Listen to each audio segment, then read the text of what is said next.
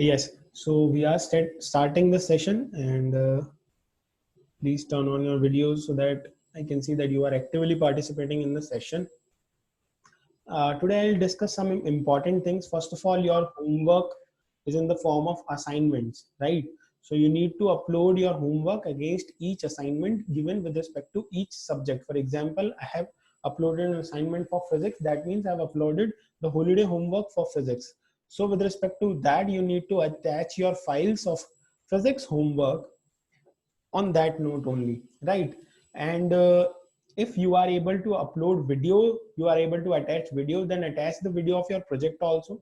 If the option of video is not available there, then you can just click on your pics of that project and upload it in the form of pics, because you can easily upload pics, you can easily upload PDFs, presentations, all in that homework section. So do it as soon as possible so that I can assess your homework, right? Now, Sir, we also have to send the assignments. uh, assignments, not earlier assignment, not the assignments which we have given pre-summer vacation, but now I'll explain you how we'll be going to take the sessions, the assignments, so that you can get to know that when you need to upload the assignments and when you need to upload the homework and all, right? So give me just So now we just have to upload the holiday homework, wholly the three homework, questions right? with the project pics. Right, right, right. So pictures of the project are acceptable, right? So upload the pictures of the project there in the uploading section. Now the next thing is, earlier we were taking sessions, we were discussing questions, and I used to give homework for you. Now there is a pattern which I'll follow for next classes, for the upcoming sessions, so that you can get to know each and everything properly. First of all, in our live sessions, what we are doing, we are learning the content, right? We are learning the content part. Yeah, we are learning the topics, the concepts behind everything, right? Then after learning them, we are discussing them also in those live sessions only. After discussion, there will be one assignment per week for each subject, one assignment per week. So suppose we have studied chapter number 9, forces and laws of motion, from the concept of force to the concept of second law of motion in 1 week, then I'll be giving you one assignment with respect to that covered topic. So why we are giving assignment? In order to improve the learning, in order to give you a method of expression. So what is assignment? Assignment is just a method of expression of the concepts which you have learned. The concept which you have learned should be framed in the term of assignment, should be framed in the form of assignment. So that is why assignments are important. They are followed in college level also. The teachers used to give assignments based upon the topics they teach. So in a similar way, we will be also giving you a one assignment per week, in which you have to express whatever you have learned. So maybe I'll be giving the assignment for science or for physics in upcoming 2 to 3 days. After assignment, when you have expressed the thought process of the content you have grasped, you have learned, there will be in-text questions and there will be exercise questions which you need to do by yourself. You can ask your doubts with me over class group or over class only.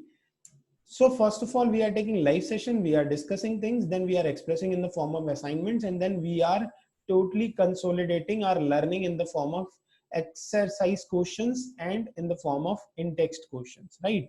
In those exercise questions, in-text questions, assignment part, your notes plus questions will be automatically ready for physics portion. They'll get automatically ready for your physics portion. All the notes, all the in-text questions will cover, exercise questions will cover that part. You need to do the assignments in your fair notebook of physics only, in which you are making notes, in which you are doing exercise and in-text questions. So there is no need of making any separate notebook for that. Based upon all these learnings, there will be periodic tests. So in periodic tests, we will be assessing what you have learned till now. It will be in the form of MCQs, in the form of one-word answers, or in the form of brief explanation only. So this will be the pattern which we will be following through our online sessions, so that you can get each and everything properly. First of all, sessions, discussion, expression, then consolidation, and then assessment, that is the test, right? So I hope you have understood the concept well. You can take the screenshot of the screen so that you can get it again and again. You can check it again and again, and you need not to ask doubts with respect to the format in which we are learning right now, right? Now taking on to the session, taking on to the topic, that is the second law of motion.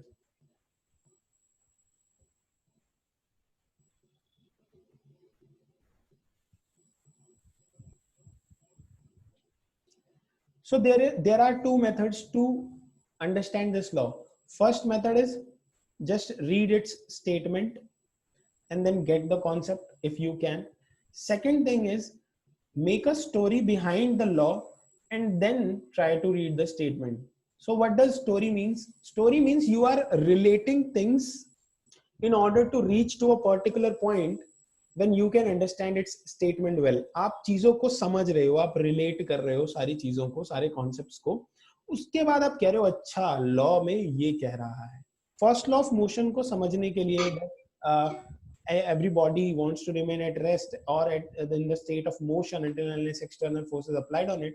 हमने external force को पढ़ा, हमने unbalanced force को पढ़ा, हमने inertia और mass के concepts को भी पढ़ा. Inertia and mass were some important concepts which help us to improve our understanding towards learning first law of motion.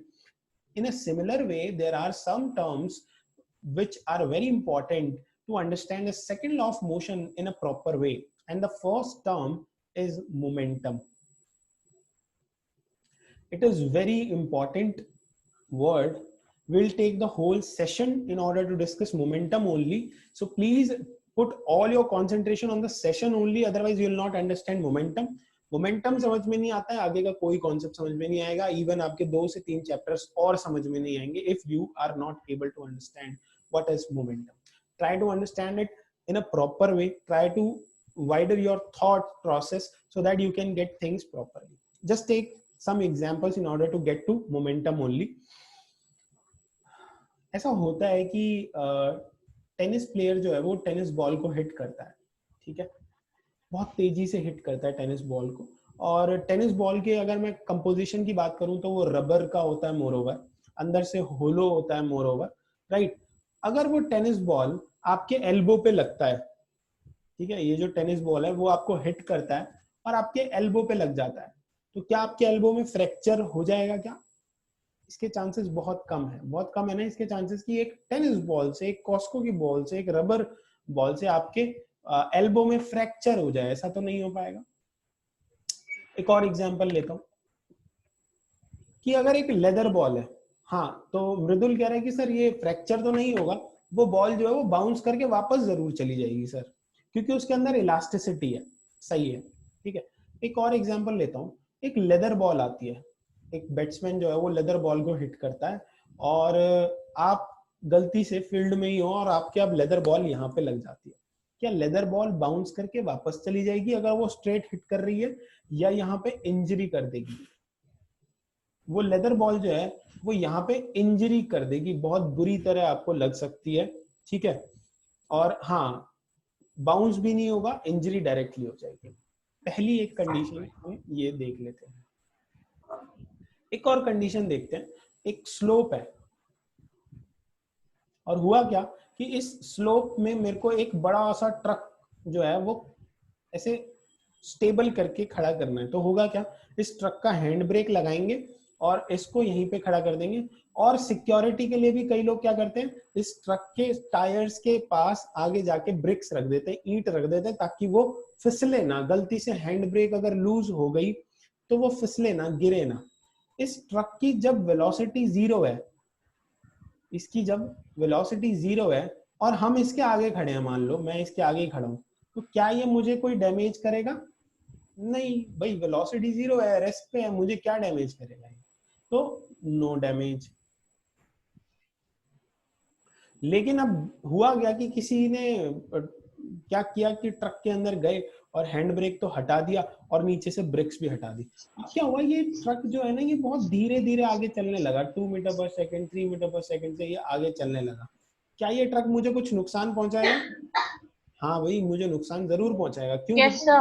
मेरा मास तो बहुत ही कम है, मैं तो बहुत ही हल्का इंसान हूँ, और ये ट्रक तो बहुत ही भारी है। तो होगा क्या कि ट्रक ऐसे धीरे धीरे भी आएगा तो वो मेरे को अपनी वेलोसिटी के साथ Yes, साथ sir. जाएगा। यानी कि अगर इस ट्रक की बहुत ही कम मिनिमम वेलोसिटी भी है, तब भी ये मेरे को डैमेज कर देगा। अच्छा, एक और एग्जांपल लेते हैं। अब क्या है कि अब ऐसा लेते हैं, एक में तो हमने जैसे टेनिस बॉल है, उसका मास कम ले लिया, लेदर बॉल है मास ज्यादा ले लिया, ठीक है, सेम वेलोसिटी से फेंका इन्हें, तो इंजरी जो है वो टेनिस बॉल में तो नहीं हुई, लेकिन लेदर बॉल में हो गई। हमने ट्रक को बहुत ज्यादा हैवी मास का ले लिया और उसको कम वेलोसिटी से फेंका, मतलब फेंका क्या, छोड़ दिया, रिलीज कर दिया, तो एक और एग्जांपल लेते हैं। ध्यान से समझना, ध्यान से सुनना चीजों को, वरना चीजें समझ नहीं आएंगी। इस एग्जांपल में मैं क्या कर रहा हूँ कि इस साइड से एक बड़ा ट्रक आ रहा है, ठीक है, और इस साइड से भी एक बड़ा ट्रक आ रहा है, दोनों साइड से बड़े ट्रक आ रहे हैं, ठीक है।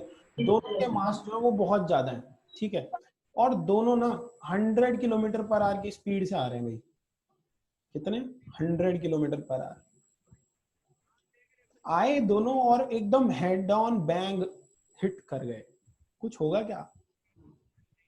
कुछ होगा? मतलब ये ट्रक जो है एकदम आए और हिट कर गए 100 किलोमीटर पर आवर की स्पीड से।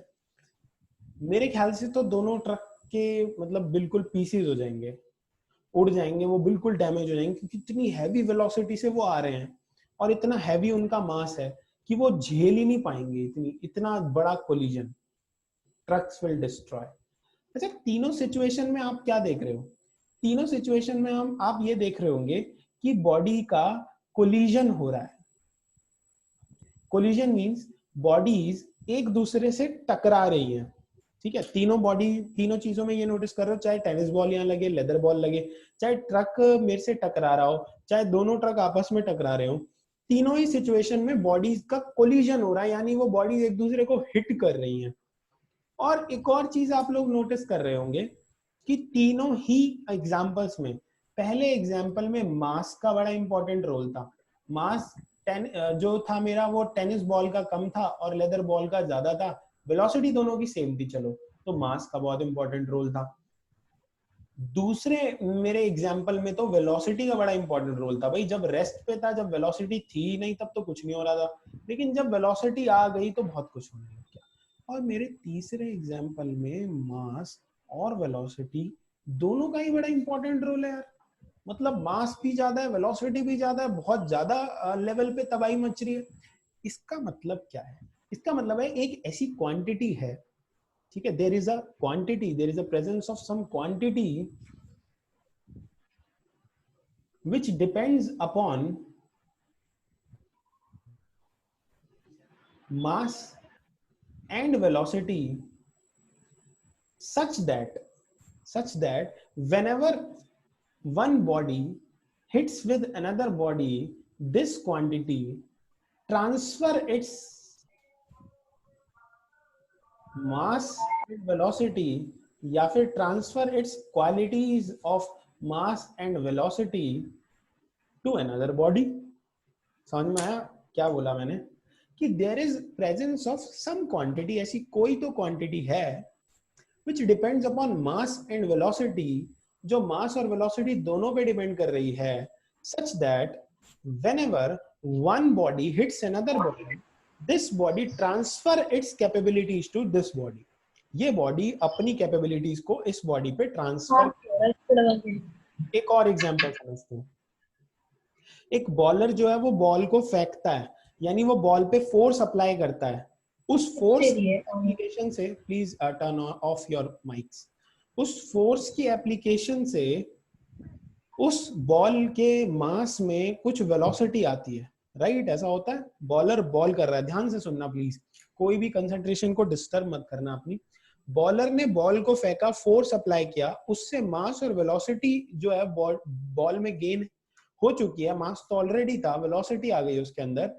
इसको जब बैट्समैन के बैट पे हिट करवाया गया, बैट्समैन के थ्रू, बैट्समैन ने क्या किया, बैट से हिट किया, तो क्या हुआ यहाँ पे, बॉल और बैट का क्या हुआ, यहाँ पे कोलिजन हुआ है। अब बॉल और बैट का कोलिजन होता है तो होता क्या है, बॉल फटाफट से बैट पे पड़ती है, बैट्समैन बैट को भी मूव करता है, शेप करता है, तो बॉल का बैट पे ट्रांसफर होता है कुछ क्वांटिटी, अभी क्वांटिटी का नाम नहीं दे रहा, बॉल का बैट पे ट्रांसफर होता है कुछ क्वांटिटी, बैट उसको आगे और ट्रांसफर कर देता है। बैट्समैन क्या करता है, बैट से उसको हिट करता है और उसी क्वांटिटी को आगे ट्रांसफर कर देता है। अब सिचुएशन आती है, पहली सिचुएशन कुछ इतना अच्छा ट्रांसफर किया कि वो सीधा बाउंड्री लाइन पे चली गई, ठीक है, यानी कि चौका या छक्का लग गया। लेकिन दूसरी सिचुएशन, उसने ट्रांसफर किया, बॉल आ गई एयर में, एयर में बॉल आ गई तो फील्डर भाग रहा है, फील्डर क्या करता है, उसको कैच करता है। फील्डर जब उसे कैच कर रहा है तो इस बॉल की मास और वेलोसिटी है, यानी इस बॉल के अंदर कुछ कैपेबिलिटी है ट्रांसफर करने की। ये बॉल जो है वो हिट करती है हाथों में।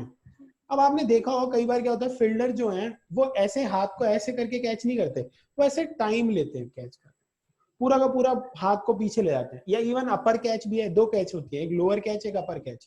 लोअर कैच होती है तो ऐसे कर लेते हैं, अपर कैच होती है तो ऐसे करके ऐसे ले जाते हैं, या ऐसे करके ऐसे ले जाते हैं, मतलब अपने हाथ को पीछे ले जाते हैं, यानी वो क्वांटिटी को ट्रांसफर होने का थोड़ा सा टाइम देते हैं। अब आप बोलो सर क्वांटिटी क्वांटिटी बोल रहे हो, ये क्वांटिटी से समझ नहीं आता, इस क्वांटिटी का नाम बता दो ना। तो भाई ये जो क्वांटिटी होती है, ऐसी quantity which depends upon mass and velocity, such that whenever collision is taking place, whenever two objects are colliding with each other, the ability of this quantity is transferred to this quantity. What is that quantity? That quantity is momentum. Momentum By P, product of mass and velocity. मुझे पता है तू ये record करके दिखाएगी Product mummy of को। मैं हंस mass रहा हूँ। and या फिर velocity. फोन उल्टा कर। Right? आशीष जैन अपना माइक जो है वो म्यूट कर लो।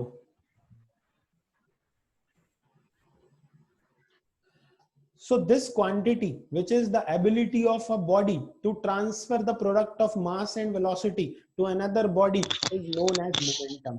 अच्छा, momentum depends upon velocity, depends upon mass. और velocity कैसी एक scalar quantity है, velocity is a scalar quantity. Oh sorry, vector quantity. ये बोल भी नहीं रहा कि गलत बोल रहा हूँ, vector quantity. So momentum is also a vector quantity. That means momentum has both magnitude as well as direction. तो जब भी दो बॉडीज एक दूसरे से कोलाइड करती हैं तो एक बॉडी का मोमेंटम ट्रांसफर होता है दूसरी बॉडी पे। क्या बोला मैंने?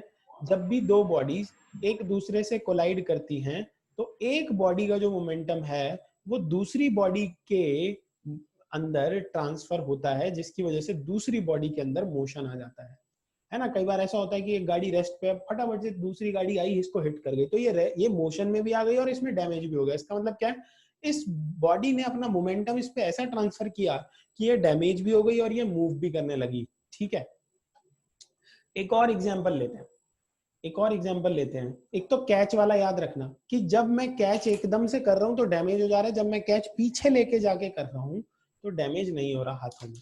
एक और एग्जांपल लेते हैं। अब मेरी गाड़ी जो है वो लॉकडाउन में काफी खराब रही घर पे ना, मतलब चली ही नहीं गाड़ी घर पे। तो लॉकडाउन में क्या हुआ कि गाड़ी की हो गई बैटरी लो। तो जब बैटरी लो हो गई तो मैंने अपने घर से 2 मेंबर्स को बोला कि भाई आप पीछे से धक्का मारो आके ना गाड़ी में, और थोड़ा सा इसको धक्का मारो ताकि ये आगे चले। अब उन्होंने क्या किया, एकदम सडनली फोर्स ट्रांसफर कर दिया, एक ही बारी में धक्का मारा। गाड़ी स्टार्ट होगी क्या? नहीं, गाड़ी स्टार्ट नहीं हुई।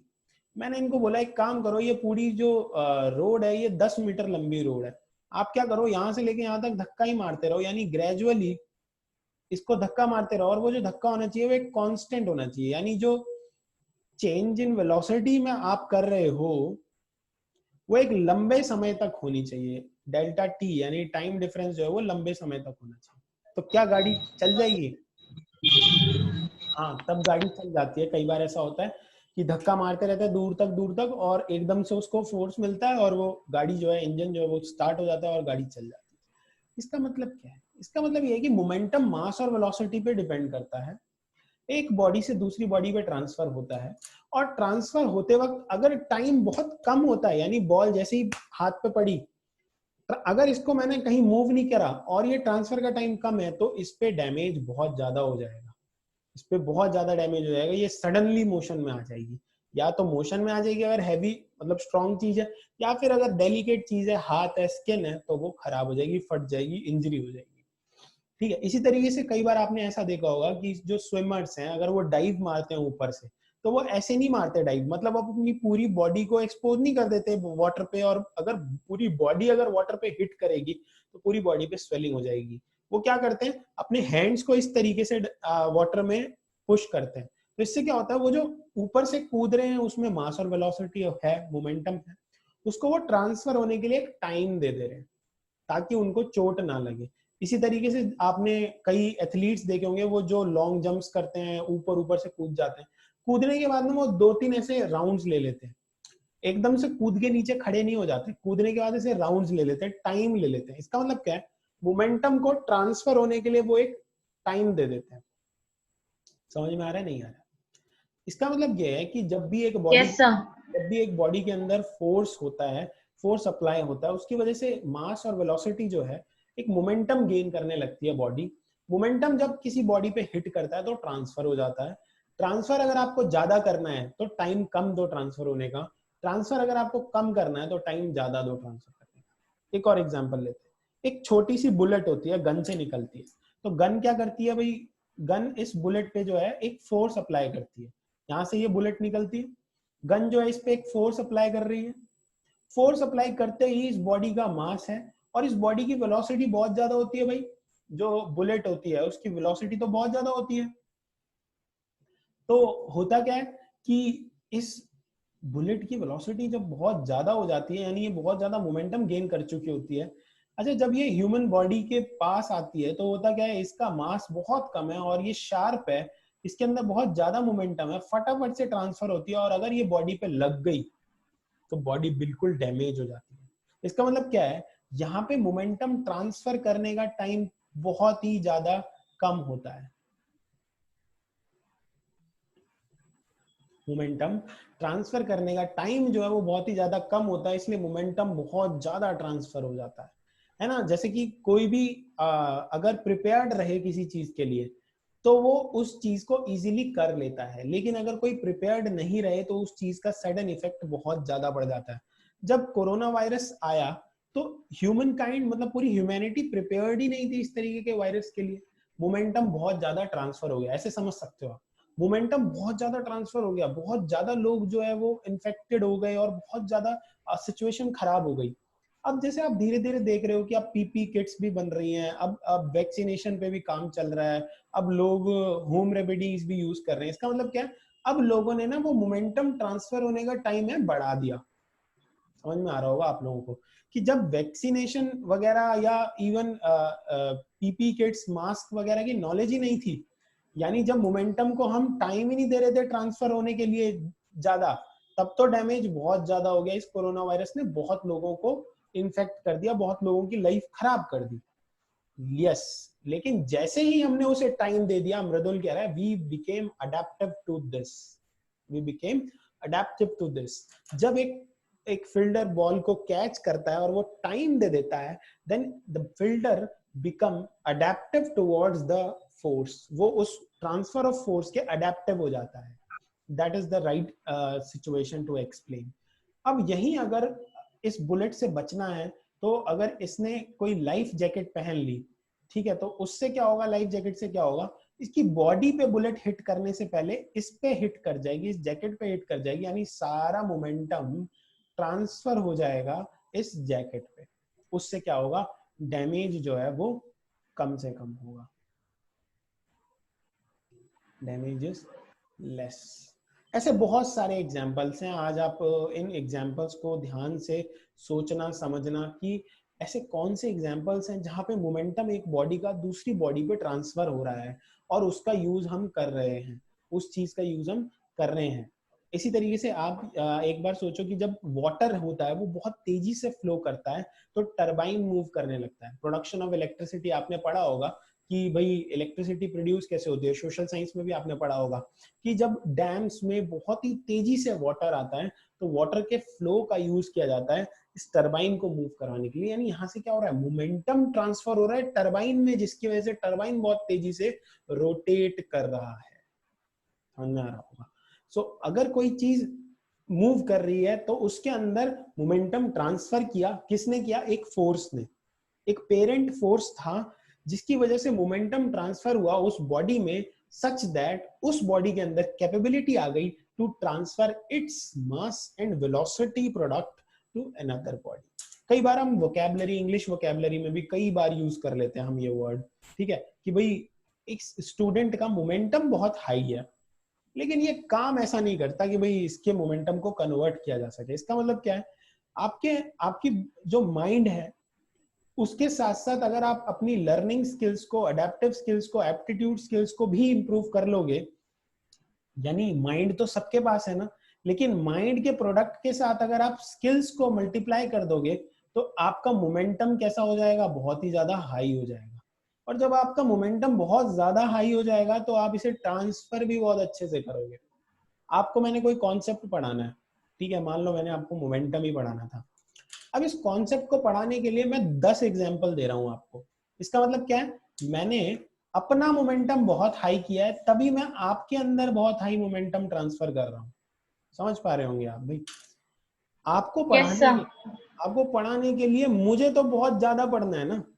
इसका मतलब ये है कि मैंने अपना मोमेंटम बहुत हाई किया है, मेरी वेलोसिटी बहुत ज्यादा है, जिसकी वजह से जब मैं आपको पढ़ाने आऊंगा आपको कोलाइड करूंगा, कोलाइड मतलब आपसे कन्वर्सेशन करूंगा, तो आपके अंदर मोमेंटम बहुत ज्यादा ट्रांसफर होगा भाई। और जब आपके अंदर मोमेंटम बहुत ज्यादा ट्रांसफर होगा तो आप फर्दर आगे जाके मोमेंटम बहुत अच्छे से ट्रांसफर करोगे, यानी आप अपने असेसमेंट्स बहुत अच्छे से दोगे, टेस्ट बहुत अच्छे से दोगे, इवन आप अपना करियर बहुत अच्छे से बनाओगे। सो हम किसी भी फिजिक्स के कॉन्सेप्ट की ये ब्यूटी होती है कि किसी भी कॉन्सेप्ट को हम अपनी अगर रियल लाइफ से जोड़ दें तो हमारी लाइफ प्रॉब्लम भी सॉल्व होती है, कॉन्सेप्ट प्रॉब्लम भी सॉल्व होती है। अगर मोमेंटम मैंने समझ लिया तो एक तो प्रॉब्लम है मेरी फिजिक्स की कि भाई ऑब्जेक्ट्स एक दूसरे में मोशन कैसे प्रोड्यूस कर रही हैं, डैमेज कैसे कर रही हैं, उन डैमेज को कम कैसे किया जाए या उसके ट्रांसफरिंग को मैक्सिमाइज कैसे किया जाए, ये फिजिक्स की प्रॉब्लम। लाइफ की प्रॉब्लम क्या है कि भाई मैं अपना मोमेंटम कैसे हाई कर सकता हूँ, इसके लिए मुझे अपने माइंड के साथ हमें इसकी 5% बैटरी आ रही है, इंक्रीज करना पड़ेगा, चार्जिंग पे लगाना पड़ेगा। So this thing is very important. इसका बहुत ज्यादा प्रैक्टिकल यूसेज है। इस पूरे मोमेंटम कॉन्सेप्ट को कंक्लूड करते हुए सेकंड लॉ का जो स्टेटमेंट आता है वो स्टेटमेंट आपकी एनसीईआरटी पेज नंबर 119 में है। और वो स्टेटमेंट क्या कहता है, सेकंड लॉ में लाइन बाय लाइन आपका स्टेटमेंट पढ़ूंगा। It states that rate of change of momentum, कल आप में से किसी भी एक स्टूडेंट को मैं अनम्यूट करके पूछूंगा इस स्टेटमेंट का मतलब क्या है। मैं आज बस ये स्टेटमेंट लिख के छोड़ने वाला हूं। States that the rate of change of momentum of an object is proportional to the applied unbalanced force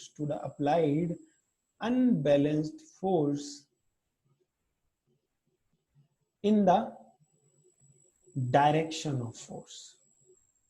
आप प्लीज ये स्टेटमेंट लिख लें अगर आपको एनसीईआरटी में नहीं मिल रही है, क्योंकि किसी भी एक स्टूडेंट का माइक में अनम्यूट करूंगा कल और आपसे ये क्वेश्चन पूछूंगा कि ये सेकंड लॉ का जो ये स्टेटमेंट है, इस स्टेटमेंट का मुझे मतलब समझाओ। एक बार मैं हिंदी में बता देता हूं कि ये लॉ कहता है rate of change of momentum, कितनी तेजी से मोमेंटम चेंज हो रहा है किसी ऑब्जेक्ट का, वो प्रोपोर्शनल है to the applied unbalanced force, यानी कितना फोर्स अनबैलेंस्ड अप्लाई किया जा रहा है in the direction of force. तो इसमें कीवर्ड्स क्या है, in the direction of force ये कीवर्ड है, अप्लाइड अनबैलेंस्ड फोर्स ये कीवर्ड है। Rate of change of momentum ये एक कीवर्ड है। कीवर्ड क्या होते हैं? कीवर्ड ऐसे इंपॉर्टेंट टर्म्स होते हैं जो आपके एक्सप्लेनेशन में आना बहुत जरूरी है। अगर वो एक्सप्लेनेशन में कीवर्ड्स नहीं आते तो आपके एक्सप्लेनेशन को इनकम्प्लीट माना जाता है, अधूरा माना जाता है। समझ में आ रहा है? मोमेंटम का कॉन्सेप्ट समझ में आया, ट्रांसफरिंग ऑफ मोमेंटम का कॉन्सेप्ट समझ में आया, एग्जाम्पल्स अगर समझ में आए तो उसके बाद सेकंड लॉ ऑफ मोशन कुछ भी नहीं रह गया। ठीक है, अगर आपको ये सारे कॉन्सेप्ट समझ में आए, टाइम का डिफरेंस समझ में आया कि टाइम से क्या क्या हो सकता है, rate of change of momentum, rate में और एक्चुअल वैल्यू में क्या फर्क है। तो भूख लग रही है, टाइम खत्म हो रहा है, फिर 10 मिनट हो जाएंगे। What do you understand by? भाई माइक अपने म्यूट कर दिया करो, आपके घर गृहस्थी की चीजें मुझे पता लग जाती हैं, बड़ा दुख होता है सुन के। माइक अपने म्यूट कर दिया करो प्लीज, ठीक है? तो आई होप आपको इतनी चीजें जो हैं वो क्लियर हुई होंगी आज। ठीक है, मोमेंटम का कॉन्सेप्ट सभी को क्लियर हुआ क्या? जस्ट रिस्पॉन्ड तो करो कुछ। क्लियर हुआ? Yes, sir. Yes, sir. Yes, sir. Yes, sir. Yes, sir. तो भाई आज ये आप कॉन्सेप्ट पढ़ना, इसको और गहराई से समझना, मोमेंटम वर्ड को ना अपना एब्जॉर्व करना माइंड में कि ये मोमेंटम है क्या, इसे मैं अपने माइंड से समझता हूँ और एग्जांपल लेके आता हूँ, जो टेक्स्ट बुक में भी नहीं है वो एग्जांपल लेके आऊंगा और उनसे एक्सप्लेन करूंगा मोमेंटम क्या है, तब मुझे ज्यादा मजा आएगा। ठीक है, और आपको भी कॉन्सेप्ट तब ज्यादा समझ में आएगा। कॉन्सेप्ट पढ़े। हाँ बोलिए सर, आपने जैसे लाइफ जैकेट का एग्जांपल दिया था, तो उसमें जैसे बुलेट हिट करती है तो हमारी बॉडी को नुकसान होगा पर थोड़ा होगा। अगर तो मतलब सर देखो, अब जैकेट दो टाइप की होती है, एक तो होती है मतलब 100% बुलेट प्रूफ। ठीक है, 100% बुलेट प्रूफ का मतलब क्या है? मान लो वो इतनी थिक है वो जैकेट, तो यहाँ से जब ऐसे बुलेट आएगी, यहाँ से मान लो ये बुलेट आ रही है, ठीक है, तो वो इस लाइफ जैकेट के यहीं तक पहुंच पाएगी। इसका मतलब क्या है? जो कैपेबिलिटी थी बुलेट की, जो वेलोसिटी से वो तेजी से आ रहा था, जो डैमेज हो सकता था, वो सारा डैमेज यही हो गया, लाइफ जैकेट पे ही हो गया। समझ में आई मेरी बात? अब अगर ये लाइफ जैकेट थोड़ी सी कमजोर रह गई, मतलब ये थोड़ी सी थिन थी, तो अब क्या हुआ? देखो, अब ये जो बुलेट है ये थोड़ा सा मेरी बॉडी को भी हिट कर गई। इसका मतलब क्या है? इस बुलेट का मोमेंटम इतना ज्यादा था इसका कि जब ये आई तो इसने मेरी बॉडी तक एंट्री ले ली, लेकिन बॉडी पे ये ट्रांसफर बहुत कम कर पाई क्योंकि सारा मोमेंटम जो ट्रांसफर हो रहा था वो इस पे हो गया, टाइम जो है वो बहुत कम लग गया और उसके बाद इस पे हमें डैमेज कम हुआ। समझ में आया? लाइफ जैकेट ने आपका टाइम बहुत बढ़ा दिया, साथ के साथ उसको बहुत ज्यादा थिकनेस भी वो पहुंच ही ना पाए, लेकिन काम कर गया। जब आपकी लाइफ जैकेट जो है वो थोड़ी सी थिन होगी तो क्या होगा? डैमेज जो है वो ज्यादा हो सकता है। ठीक है, so this is all for today's session। And आप लोग अगले सेशन के लिए प्रिपेयर हो जाओगे, इसमें तो वैसे भी इलेक्ट्रिसिटी है हमें